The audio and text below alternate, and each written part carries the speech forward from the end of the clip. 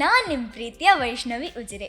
ಮನದ ಮನೆಯೊಳಗೆ ವಿಶೇಷ ಸಂದರ್ಶನ ಕಾರ್ಯಕ್ರಮಕ್ಕೆ ನಿಮ್ಗೆಲ್ರಿಗೂ ಪ್ರೀತಿಯ ಸ್ವಾಗತ.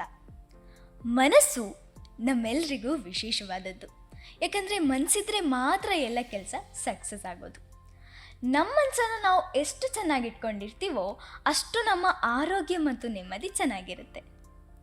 ಇವತ್ತಿನ ಈ ವಿಶೇಷ ಸಂದರ್ಶನ ಕಾರ್ಯಕ್ರಮದಲ್ಲಿ ಮನಸ್ಸಿನ ಬಗ್ಗೆ ಒಂದೆಷ್ಟು ವಿಚಾರಗಳನ್ನು ತಿಳ್ಕೊಳ್ಳಿಕ್ಕಿದ್ದೀವಿ. ಈ ವಿಚಾರವಾಗಿ ಮಾತಾಡಲು ನಮ್ಮ ಜೊತೆ ಇರೋ ಅತಿಥಿ ಯಾರಂದರೆ Shrimati Ashwini madam, assistant professor, department of PG studies and research in psychology, SDM college Ujire. Madam, ಕಾರ್ಯಕ್ರಮಕ್ಕೆ ಪ್ರೀತಿಯ ಸ್ವಾಗತ. Thank you Vaishnavi.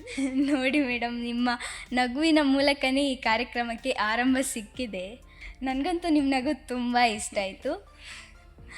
ಓಕೆ, ಈಗ ಪಾಯಿಂಟಿಗೆ ಬರೋಣ. ಸರಿ. ಮನಸ್ಸಿದ್ರೆ ಮಾರ್ಗ ಏನೋ ಮಾತು ಕೇಳಿದ್ದೀವಿ.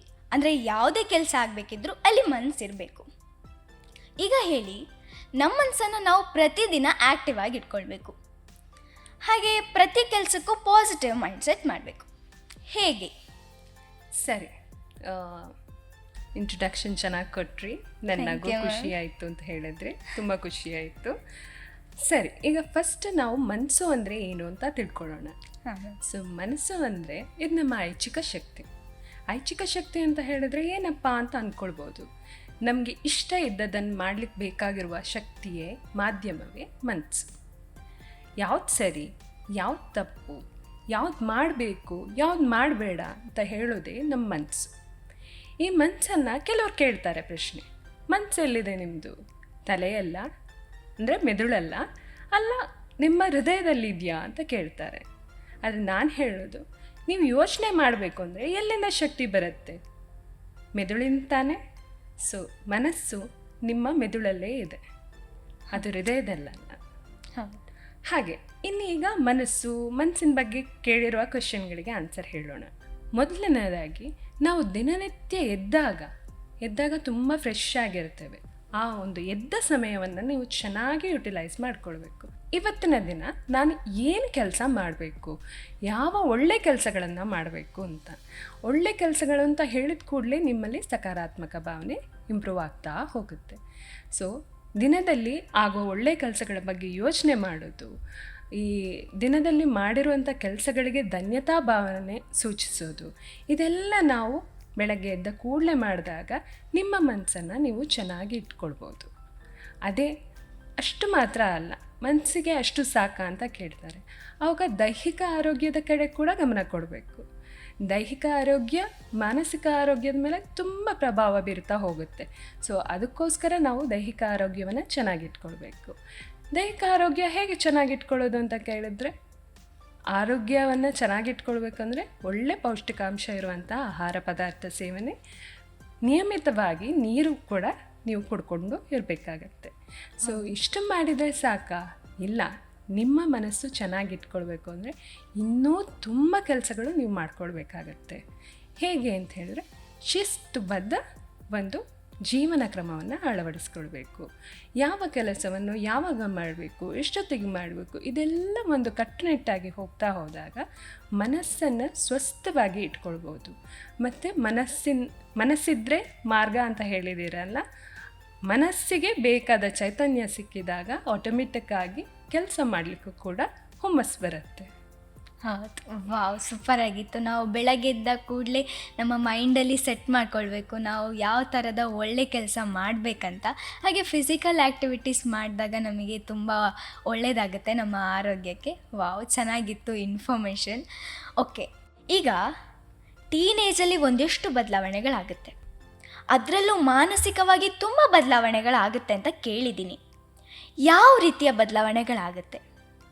ಸರಿ, ಮಾನಸಿಕ ಅಂತ ಹೇಳೋದಕ್ಕಿಂತ ಮುಂಚೆ ನಾವು ಟೀನೇಜಲ್ಲಿ ಯಾವುದೆಲ್ಲ ಬದಲಾವಣೆಗಳು ಆಗ್ತವೆ ಅಂತ ನೋಡ್ಕೊಳ್ಳೋಣ. ಫಸ್ಟ್ ದೈಹಿಕವಾಗಿ ನೀವು ನೋಡಿರ್ಬೋದು, ಹಾರ್ಮೋನ್ ಚೇಂಜಸ್ಗಳು ಆಗತ್ತೆ. ಹಾರ್ಮೋನ್ ಚೇಂಜಸ್ಗಳು ಮಾತ್ರವಾ ಅಂತ ಕೇಳಿದರೆ ಇಲ್ಲ, ದೈಹಿಕವಾಗಿ ನಿಮ್ಮ ದೇಹದ ಆಕಾರಗಳು ಚೇಂಜ್ ಆಗಲಿಕ್ಕೆ ಶುರುವಾಗ್ತದೆ. ನೀವು ಸಣ್ಣ ಮಗು ಇದ್ದವರು ದೊಡ್ಡವರಾಗ್ತಾ ಇರ್ತೀರಿ ಆ ಟೈಮಲ್ಲಿ. ಸೊ ಇದು ಫಿಸಿಕಲ್ ಆಗಿ ನೀವು ಆಗುವ ಬದಲಾವಣೆಗಳು.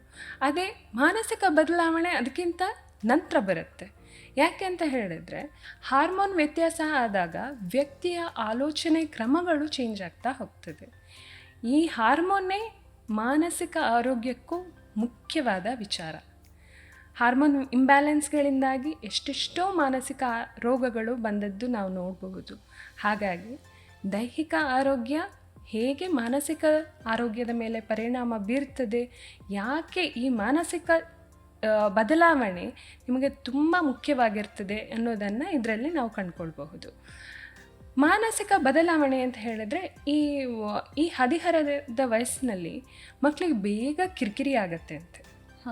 ಅಪ್ಪ ಅಮ್ಮ ಏನು ಹೇಳಿದ್ರು ಕೂಡ ಸೆಟ್ ಮಾಡ್ಕೊಳ್ಳೋದು, ಜಗಳ ಕಾಯೋದು, ಮತ್ತು ಒಂದು ಆತ್ಮವಿಶ್ವಾಸ ಇಲ್ಲದೇ ಇರೋದು, ನಾನು ನಿರ್ಧಾರ ಯಾವ ರೀತಿ ತಗೊಳ್ಬೇಕು ಅನ್ನೋ ಗೊಂದಲಗಳು ಮನುಷ್ಯನಿಗೂ ಕಾಣ್ತದೆ. ಅಂದರೆ ಈ ಸಣ್ಣ ಮಕ್ಕಳಿಂದ ದೊಡ್ಡವರಾಗಬೇಕಿದ್ರೆ ಅದು ಇನ್ ಬಿಟ್ವೀನ್ ಸ್ಟೇಜ್ ಆದ ಕಾರಣ ಆಚೆ ದೊಡ್ಡವರು ಅಲ್ಲ, ಈಚೆ ಸಣ್ಣವರು ಅಲ್ಲ, ಮಧ್ಯದಲ್ಲಿ ಇರುವ ಕಾರಣ ನಿಮಗೆ ಅಂತಹ ಗೊಂದಲಗಳು ಆಗುವ ಕಾರಣಗಳು ಇರುತ್ತವೆ. ಸೊ ಈ ಕಾರಣಗಳಿಂದಾಗಿ ನೀವು ತುಂಬ ಕಿರಿಕಿರಿ ಅನುಭವಿಸ್ತಾ ಇರ್ತೀರಿ. ಸೊ ಈ ಬದಲಾವಣೆಗಳನ್ನು ಪೋಷಕರು ಅರ್ಥ ಮಾಡಿಕೊಂಡಾಗ, ಪೋಷಕರು ನಿಮ್ಮ ಜೊತೆಗೆ ಸ್ನೇಹಿತರಾಗಿ ವರ್ತಿಸಿದರೆ ಆಟೋಮೆಟಿಕ್ಕಾಗಿ ಈ ಬದಲಾವಣೆಗೆ ಸಮಾಧಾನವನ್ನು ಮಕ್ಕಳು ಹಾಗೆ ಪೋಷಕರು ತಂದುಕೊಳ್ಬಹುದು. ಪ್ರತಿಯೊಂದು ಬದಲಾವಣೆಯನ್ನು ಕೂಡ ಸೂಕ್ಷ್ಮವಾಗಿ ಪೋಷಕರು ಗಮನಿಸಬೇಕು. ಇಲ್ಲಿ ಮಾತ್ರ ಅಲ್ಲ, ಈ ಬದಲಾವಣೆ ಈ ಮಗುವಿನ ಮೇಲೆ ಏನು ಪರಿಣಾಮ ಬೀರ್ತಾ ಇದೆ ಅಂತ ಹೇಳೋದನ್ನು ಅರ್ಥ ಮಾಡಿಕೊಂಡು ಅದಕ್ಕೆ ತಕ್ಕನಾಗಿ ಮನೆಯಲ್ಲಿ ಮಗುವಿನ ಬೆಳವಣಿಗೆ ಬೇಕಾದ ಪರಿಸರವನ್ನು ಕಲ್ಪಿಸಿಕೊಟ್ರೆ ತನ್ನಿಂತಾನೇ ಮಗುವಿನ ಡೆವಲಪ್ಮೆಂಟ್ ಕೂಡ ಆಗತ್ತೆ. ಸೊ ಬದಲಾವಣೆ ಆಯಿತು ಅಂತ ಹೇಳಿ ಬದಲಾವಣೆಗೆ ನೀವು ಸಣ್ಣಾಗಿರುವಾಗ ಹೇಗೆ ಪರಿಸರವನ್ನು ಕಲ್ಪಿಸಿಕೊಟ್ಟಿದ್ದಾರೆ ಅದನ್ನೇ ಮಾಡಿದರೆ ಸಾಲೋದಿಲ್ಲ. ಬದಲಾಗಿ ಹೊಸತನ್ನು ನಾವು ಕಲ್ಪಿಸಿಕೊಡ್ಬೇಕಾಗತ್ತೆ. ಹೌದು, ಈಗ ಪೇರೆಂಟ್ಸ್ ಎಲ್ಲ ಅದ್ರ ಬಗ್ಗೆ ತುಂಬ ಅವರು ಕೇಳಬೇಕಾಗತ್ತೆ, ಮಕ್ಕಳ ಹತ್ರ ಫ್ರೆಂಡ್ಲಿ ಆಗಿರಬೇಕಾಗತ್ತೆ. ಹಾಗೆ ಮಕ್ಕಳು ಕೂಡ ಅದರ ಬಗ್ಗೆ ತುಂಬ ಇನ್ಫಾರ್ಮೇಷನ್ ಎಲ್ಲ ತಿಳ್ಕೊಳ್ಬೇಕಾಗತ್ತೆ. ಹೌದು. ಈಗ ಈ ಕ್ವಶನ್ನ ನಾನು ಕೇಳಬೇಕಂತ ಇದ್ದೆ. ಸೊ ನಮ್ಮ ಮನಸ್ಸಲ್ಲಿ ಕೆಲವೊಂದು ಫೀಲಿಂಗ್ಸ್ ಇರುತ್ತೆ, ಹಾಗೆ ತುಂಬ ಅವಮಾನ ಆಗಿರುತ್ತೆ. ಈಗ ಆ ಫೀಲಿಂದ ನಾವು ನಾರ್ಮಲ್ಗೆ ಬರಬೇಕು. ಹೇಗೆ ನಮ್ಮ ಮನಸ್ಸನ್ನು ಇಮೋಷ್ನಲಿಂದ ನಾರ್ಮಲ್ಗೆ ಕನ್ವರ್ಟ್ ಮಾಡೋದು? ಸರಿ, ಫಸ್ಟ್ ಹೇಳಬೇಕು ಅಂತ ಹೇಳಿದರೆ, ಈ ಥರ ಫೀಲಿಂಗ್ ಆದಾಗ ಒಂದು ಕ್ಷಣ ನಿಂತು ನೀವು ಯೋಚನೆ ಮಾಡಬೇಕು. ಏನು ಯೋಚನೆ ಮಾಡ್ತೀರಿ ಅಂದರೆ, ಈ ಸಂದರ್ಭಗಳಿರ್ಬೋದು, ಈ ಘಟನೆ ಆಗಿರೋದು ಇರ್ಬೋದು, ಎಲ್ಲ ಕೂಡ ಒಂದು ತಾತ್ಕಾಲಿಕ ಅಂತ. ತಾತ್ಕಾಲಿಕ ಅಂದರೆ ಗೊತ್ತಲ್ಲ, ಕಂಟಿನ್ಯೂಟಿ ಇಲ್ಲ, ಅದಕ್ಕೆ ಒಂದು ಗಳಿಗೆಗೆ ಆಗಿರುವಂಥದ್ದು. ಇದು ಯಾಕಾಯಿತು, ಇದು ಏನಕ್ಕಾಯಿತು ಅಂತ ಒಂದು ಸತಿ ಆತ್ಮಾವಲೋಕನ ಮಾಡ್ಕೊಳ್ಬೋದು. ಆತ್ಮಾವಲೋಕನ ಮಾಡಿಕೊಂಡ್ರೆ ಸಾಕಾ? ಇಲ್ಲ, ಅದಕ್ಕಿಂತ ಹೆಚ್ಚಿಗೆ ಬೇಕು. ಏನು ಬೇಕು? ಸಮಾಧಾನ ಬೇಕು. ಸಮಾಧಾನ ಹೇಗೆ ಮಾಡ್ಕೊಳ್ತೀರಿ? ಈ ವಿಷಯವನ್ನು ನಿಮಗೆ ತುಂಬ ಹತ್ತಿರ ಆದವ್ರ ಹತ್ರ ಒಂದು ಸತಿ ಡಿಸ್ಕಸ್ ಮಾಡ್ತೀರಿ. ಅದು ನಿಮ್ಮ ಹೆತ್ತವರೇ ಇರ್ಬೋದು, ಅಥವಾ ನಿಮ್ಮ ಗೆಳೆಯರೂ ಇರ್ಬೋದು, ಅಥವಾ ನಿಮ್ಮ ಪ್ರೀತಿ ಪಾತ್ರರಾದ ಟೀಚರ್ಸೂ ಇರ್ಬೋದು. ಯಾರ ಹತ್ರ ಆದರೂ ಈ ಥರ ಹೇಳಿಕೊಂಡು ಇದಕ್ಕೆ ಸಮಾಧಾನವನ್ನು ಕಂಡ್ಕೊಳ್ಬೋದು. ಬೇಡ, ಇನ್ನೂ ಹೆಚ್ಚಿಗೆ ಏನು ಮಾಡ್ಬೋದು, ನಾವೇ ಸಾಲ್ವ್ ಮಾಡ್ಕೊಳ್ಳುವಂಥದ್ದು ಏನು ಮಾಡ್ಬೋದು ಅಂತ ಯೋಚನೆ ಮಾಡಿದರೆ, ಫಸ್ಟ್ ನಾನು ಹೇಳೋದು, ಒಂದು ಸತಿ ನಿಧಾನಿಸಿ, ಕೂತ್ಕೊಳ್ಳಿ, ಡೀಪ್ ಬ್ರೀತ್ ತಗೊಳ್ಳಿ, ರಿಲ್ಯಾಕ್ಸ್ ಆದ್ರಿ ಆದಮೇಲೆ ಒಂದು 10 ನಿಮಿಷದ ಪರಿಸರ ನಡಿಕೆ ಅಂತ ಮಾಡ್ಬೋದು. ಅಂದರೆ ನಿಮ್ಮ ಗಾರ್ಡನ್ ಇರ್ಬೋದು, ಅಥವಾ ನಿಮ್ಮ ಹತ್ತಿರವೇ ಯಾವುದಾದ್ರೂ ಒಂದು ಉದ್ಯಾನವನ ಇರ್ಬೋದು, ಅದರಲ್ಲಿ ಒಂದು 10 ನಿಮಿಷ ವಾಕ್ ಮಾಡಿ. ನೇಚರ್ ವಾಕಿಂದ ಏನಾಗುತ್ತೆ ಅಂತ ಹೇಳಿದರೆ, ಮನುಷ್ಯನ ಮನಸ್ಸಿಗೆ ಬೇಕಾದ ಆಕ್ಸಿಜನ್ ಸಪ್ಲೈ ಆಗ್ತದೆ. ಆಕ್ಸಿಜನ್ ತುಂಬ ಸಪ್ಲೈ ಆದ ಕೂಡಲೇ ಏನಾಗ್ತದೆ, ಮನುಷ್ಯನ ಮನಸ್ಸು ಉಲ್ಲಾಸ ಹೊಂದ್ತದೆ. ಇದರಿಂದಾಗಿ ಏನಾಗ್ತದೆ, ಈಗ ಆದ ಶೇಮ್ಗಳಿರ್ಬೋದು, ಇನ್ನೊಂದು ನೋವುಗಳಿರ್ಬೋದು, ಅಂಥ ನೋವುಗಳಿಂದೆಲ್ಲ ಹೊರಗೆ ಬರಲಿಕ್ಕೆ ನಿಮ್ಮ ಮೆದುಳು ಚುರುಕಾಗಿ ಕೆಲಸ ಮಾಡಲಿಕ್ಕೆ ಶುರು ಮಾಡಿ ಅದಕ್ಕೆ ಬೇಕಾದ ಉತ್ತರವನ್ನು ಕಂಡುಕೊಳ್ಳಿಕ್ಕೆ ರೆಡಿ ಆಗುತ್ತೆ. ಸೊ ಈ ಥರ ಕೂಡ ಮಾಡ್ಬೋದು. ಇನ್ನೂ ಹೆಚ್ಚಿಗೆ ಏನು ಮಾಡ್ಬೋದು ಅಂತ ಹೇಳಿದರೆ, ನೀವು ನಿಮಗೆ ಇಷ್ಟವಾದ ಹವ್ಯಾಸಗಳನ್ನು ರೂಢಿಸ್ಕೊಳ್ಳಿ. ಪುಸ್ತಕ ಓದಲಿಕ್ಕೆ ಇಷ್ಟವಾ? ಅದನ್ನು ಮಾಡಿ. ಅಥವಾ ಹರಟೆ ಹೊಡೆಯಲಿಕ್ಕೆ ಇಷ್ಟವಾ? ಅದನ್ನು ಮಾಡಿ. ಇಲ್ಲ ಬೇರೆ ಏನಾದರೂ ಆ್ಯಕ್ಟಿವಿಟೀಸ್, ಡ್ಯಾನ್ಸ್ ಮಾಡೋದು, ಹಾಡು ಹೇಳೋದು, ಆ ಥರ ಎಲ್ಲ ಇದ್ದರೆ ಅದನ್ನು ಮಾಡಿ. ಹವ್ಯಾಸ ಕೂಡ ಒಂದು ಉತ್ತಮವಾದ ಸೊಲ್ಯೂಷನನ್ನು ಕೊಡುವಂಥ ಮಾಧ್ಯಮ. ಹೌದು, ವಾವ್. ನನಗೆ ಏನಾದರೂ ಬೇಜಾರಾಗಿದ್ದಾಗ ನಾನು ಒಬ್ಬಳೇ ಕೂತ್ಕೊಳ್ತೀನಿ, ಅಥವಾ ಸಾಂಗ್ ಕೇಳೋದು, ಅಥವಾ ನನ್ನ ಫ್ರೆಂಡ್ಸ್ ಜೊತೆ ಆಟ ಆಡೋದು, ಈ ಥರ ಎಲ್ಲ ಮಾಡ್ತಿರ್ತೀನಿ. ಆವಾಗ ನಮಗೆ ಅದು ಮರ್ತೋಗ್ಬಿಡುತ್ತೆ, ನಮಗೆ ಬೇಜಾರಾಗಿರೋದಂಥದ್ದು. ಸೊ ವಾವ್, ಚೆನ್ನಾಗಿತ್ತು. ಈಗ ನಾನು ಕೆಲವೊಂದು ನ್ಯೂಸಲ್ಲಿ ನೋಡಿದ್ದೀನಿ, ಸಣ್ಣ ಸಣ್ಣ ವಯಸ್ಸಲ್ಲಿ ಮಕ್ಕಳಲ್ಲಿ ಡಿಪ್ರೆಷನ್, ಮನೆಯಲ್ಲಿ ಪೇರೆಂಟ್ಸ್ ಬೈದರೆ ಮನೆ ಬಿಟ್ಟು ಹೋಗುವಂಥದ್ದು, ಸುಸೈಡ್ ಅಟೆಂಪ್ಟ್ ಮಾಡ್ಕೊಳ್ಳುವಂಥದ್ದು, ಇಂಥ ಕೇಸಸ್ ತುಂಬ ನೋಡಿದ್ದೀನಿ. ಇದಕ್ಕೆ ಕಾರಣ ಏನು? ಮಕ್ಕಳಲ್ಲಿ ಈ ರೀತಿಯ ಯೋಚನೆ ಬರಬಾರ್ದು ಅಂದರೆ ಏನು ಮಾಡಬೇಕು? ಸರಿ, ನಿಮ್ಮ ಪ್ರಶ್ನೆ ತುಂಬ ಉತ್ತಮವಾದ ಪ್ರಶ್ನೆ. ಯಾಕೆಂದರೆ ಈಗ ಸದ್ಯದ ಜನ ಇದೇ ನಿರೀಕ್ಷೆಯಲ್ಲಿ ಇರ್ತಾರೆ. ಅವರಿಗೆಲ್ಲ ರೆಡಿಮೇಡ್ ಸೊಲ್ಯೂಷನ್ ಬೇಕು. ರೆಡಿಮೇಡ್ ಸೊಲ್ಯೂಷನ್ ಸಿಕ್ಕಿಲ್ಲ ಅಂತ ಹೇಳಿದರೆ ಇಂಥ ಕೆಟ್ಟ ನಿರ್ಧಾರಗಳನ್ನು ಕೈಗೊಳ್ತಾ ಇರ್ತಾರೆ. ರೆಡಿಮೇಡ್ ಸೊಲ್ಯೂಷನ್ ಯಾವಾಗ ಬೇಕು ಅಂದರೆ ಜಟ್ಪಟ್, ನಾನು ಈಗ ಕೆಲಸ ಮಾಡಿದರೆ ಈಗಲೇ ರಿಸಲ್ಟ್, ಈಗ ಏನು ಮಾಡ್ತೇನೆ ಅದಕ್ಕೆಲ್ಲ ರಿಸಲ್ಟ್ ಒಂದೇ ಸತಿಗೆ ಸಿಕ್ಬಿಡ್ಲಿಯಪ್ಪ ಅಂತ ಹೇಳೋದು. ಆದರೆ ಇಲ್ಲಿ ಏನಾಗ್ತಾ ಇದೆ ಅಂತ ಹೇಳಿದರೆ, ಈ ಒಂದು ಮೆಂಟಾಲಿಟಿ ಮನುಷ್ಯನನ್ನು ಒತ್ತಡಕ್ಕೆ ದೂಡ್ತಾ ಹೋಗ್ತಾ ಇದೆ. ನನಗೆ ಆದಷ್ಟು ಬೇಗ ಸಿಕ್ಕಲಿ ರಿಸಲ್ಟ್ ಅನ್ನೋದು ಅದೊಂಥರ ಪ್ರೆಷರ್. ಆ ಪ್ರೆಷರಿಂದಾಗಿ ಏನಾಗುತ್ತೆ, ತನ್ನಿಂತಾನೇ ಅದು ಮತ್ತು ಸ್ಟ್ರೆಸ್ಗಳಿಗೆ ಲೀಡ್ ಮಾಡ್ತಾ ಹೋಗುತ್ತೆ. ಇದು ಕಂಟಿನ್ಯೂಸ್ ಆದಾಗ, ಈಗ ಮಕ್ಕಳಲ್ಲಿ ಇರ್ಬೋದು, ಮಕ್ಕಳಲ್ಲಿ ಯಾವ ಥರದ್ದೆಲ್ಲ ಸ್ಟ್ರೆಸ್ ಬರುತ್ತೆ ಹೇಳಿ? ಹೌದು, ಮಕ್ಕಳಲ್ಲಿ ತುಂಬ ಬರುತ್ತೆ. ಪೇರೆಂಟ್ಸ್ ಎಕ್ಸಾಮಿಗೆ ಓದಬೇಕು, ಹಾಗೆ ಒಮ್ಮೊಮ್ಮೆ ಮಕ್ಕಳಿಗೆಲ್ಲ ಅದು ಕೂಡ ಇಷ್ಟ ಇರೋಲ್ಲ ಅಲ್ಲ. ಸರಿ, ಈಗಿನ ಆಧುನಿಕ ಯುಗಕ್ಕೆ ಹೇಗೆ ಬೇಕು ಅಂತ ಹೇಳಿದ್ರೆ, ಮಕ್ಕಳು ತುಂಬ ಅಚೀವ್ ಮಾಡಬೇಕು ಒಂದೇ ಸತಿ. ಅದು ಯಾವ ಥರ ಆಗತ್ತೆ? ಅದು ಒಂದು ಗೋಣಿ ಚೀಲದಲ್ಲಿ ಎಷ್ಟು ತುಂಬಿಸ್ಲಿಕ್ಕಾಗ್ತದೆ ಅಷ್ಟೆಲ್ಲ ತುಂಬಿಸಿ ಮತ್ತು ಇನ್ನೂ ತೃಪ್ತಿರಿ ಎಂದಾಗ ಹೊರಗಡೆ ಬಂದುಬಿಡುತ್ತೆ. ಅದೇ ಥರ ಮಕ್ಕಳಿಗೂ ಆಗ್ತಾ ಇದೆ ಈಗ. ಅದರ ಬದಲು ಏನು ಮಾಡ್ಬೋದು ಅಂತ ಹೇಳಿದರೆ, ಇದೆಲ್ಲ ಏನು ಅಂದರೆ ಶೈಕ್ಷಣಿಕ ಹೊರೆ ಇರ್ಬೋದು, ಮತ್ತು ಪೋಷಕರ ಅತಿಯಾದ ಎಕ್ಸ್ಪೆಕ್ಟೇಷನ್ ಮಕ್ಕಳ ಮೇಲೆ ಇಟ್ಕೊಂಡಿರೋದಿರ್ಬೋದು. ಇದೆಲ್ಲ ಏನೋ ಮಕ್ಕಳನ್ನು ಡಿಪ್ರೆಷನ್ ಕಡೆಗೆ ದೂಡ್ತಾ ಹೋಗುತ್ತೆ. ಇದು ಮಾತ್ರವಾ? ಇಲ್ಲ, ಮುಖ್ಯವಾಗಿ ನೀವು ಈಗ ಮಾತಾಡ್ತಾ ಇರೋದು ಹದಿಹರೆಯದವರ ವಿಷಯದ ಬಗ್ಗೆ. ಹದಿಹರೆಯದಲ್ಲಿ ಆಗುವಂತಹ ಹಾರ್ಮೋನಲ್ ಇಂಬ್ಯಾಲೆನ್ಸ್ ಕೂಡ ಒಂದು ಕಾರಣ ಕೂಡ ಇರ್ತದೆ. ಎಷ್ಟು ಮಾತಾಡಿದ್ರು, ಎಷ್ಟು ನಡ್ಕೊಂಡ್ರೂ ಕೂಡ ಮಕ್ಕಳು ನಾರ್ಮಲ್ ಆಗ್ತಾ ಇಲ್ಲ. ಏನು ಕಾರಣ ಅಂತ ಬಂದಾಗ ಆ ಕಾರಣ ಬೇರೆ ಏನೂ ಅಲ್ಲ, ಅವರಲ್ಲಿರುವ ಹಾರ್ಮೋನಲ್ ಇಂಬ್ಯಾಲೆನ್ಸ್. ಅದು ಕೂಡ ಇನ್ನೊಂದು ಕಾರಣ ಇರ್ತದೆ ಡಿಪ್ರೆಷನಿಗೆ ಹೋಗಲಿಕ್ಕೆ. ಮತ್ತು ಏನು ಅಂತ ಹೇಳಿದ್ರೆ, ಈ ಮಕ್ಕಳಿಗೆ ಸೋತು ಗೊತ್ತಿರೋದಿಲ್ಲ. ಇವಾಗಿನ ಮಕ್ಕಳು ಗೆದ್ದೇ ಗೊತ್ತಿರುತ್ತೆ. ಒಂದು ಸಣ್ಣ ಸೋಲು ಕೂಡ ಅವರನ್ನು ಏನು ಮಾಡ್ತದೆ, ಮತ್ತು ಡಿಪ್ರೆಷನಿಗೆ ತಗೊಂಡು ಹೋಗುತ್ತೆ. ಡಿಪ್ರೆಷನ್ ಮಾತ್ರ ಅಲ್ಲ, ನನ್ನ ಜೀವನವನ್ನು ಇಲ್ಲೇ ಕೊನೆಗೊಳಿಸ್ತೇನೆ ಅನ್ನುವ ಭಾವನೆಗೆ ತಂದು ನಿಲ್ಲಿಸುವಷ್ಟು ದೊಡ್ಡ ಮಟ್ಟದ ಹೆಜ್ಜೆ ತಗೊಳ್ಳುವಷ್ಟು ದೂಡಿ ಬಿಡ್ತದೆ ಮಕ್ಕಳನ್ನು.